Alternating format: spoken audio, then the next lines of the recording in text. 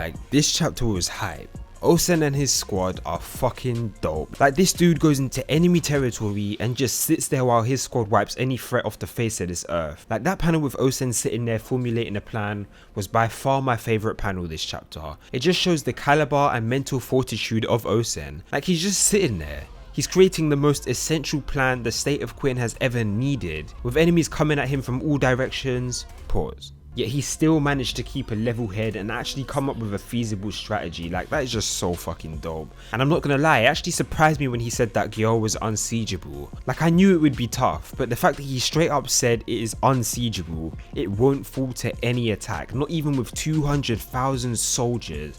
And I don't even think they were there for that long either. Like, it literally seemed as though he just got there, took about 5 or 6 menacing glares at it and was like, nah, we can't do that, that shit ain't possible. And this is crazy because this actually got me thinking, does this mean that Shoheiken's plan was doomed from the very start anyway? Like, even if Retsubi wasn't trapped, they would have still have mounted attack on Gyou anyway at some point, but they would have done it with less troops because they would have left a few at Retsubi to guard it. So the fact that Osen is saying that this city will not fall to any attack, even with 200,000 soldiers, the whole army, then I don't see how Shoheiken's one would have worked either. Like, Raboku is literally MVP. He not only built Retsubi from the ground up to be a trap, but he renovated Gyou to make it the most sturdy city we've seen.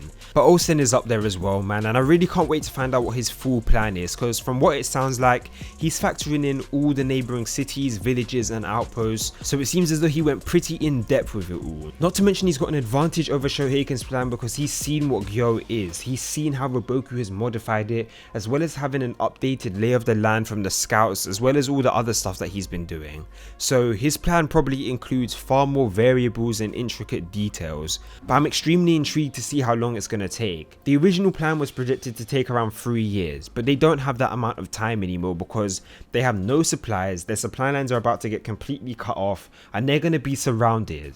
They're literally going to have nowhere to turn to in a couple of days. And Retsubi will be taken back from them the moment they leave because they aren't leaving any soldiers there to defend it. So they're going to need to survive on just the rations that they have with them now.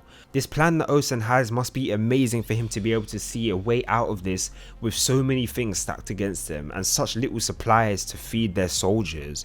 But of course, Raboku is as confident as always, a bit taken aback by Osen's decision to charge in, but confident that he'll crush them nonetheless. And I couldn't help but get a little hype at the two speeches Osen and Raboku made. On one hand, you got Raboku saying that this will be the battle that decides the fate of these two states. And then you got Osen saying that this is now a battle of wits between Raboku and himself. If hearing that doesn't get you fucking hyped for the future of this arc, then I have no clue what will, honestly. But yeah, overall I'd rate this chapter a 9 out of 10. It was fucking amazing, man. Like, although it didn't give us much content other than Osen planning and Raboku's reaction to his reactions, whatever you want to say, it still managed to move on and progress the story considerably. It's like a page is being turned on this war now and we're moving into the next phase, and I'm so hyped for it. But yeah, let me know what you guys think about this chapter in the comment section down below, and let me know what your favourite panel is. I can almost guarantee that a bunch of people are fanboying over Osen's eyes. Like the video if you did, and subscribe if you haven't already for more of that Kingdom greatness, and I'll see you guys in the next video. 1.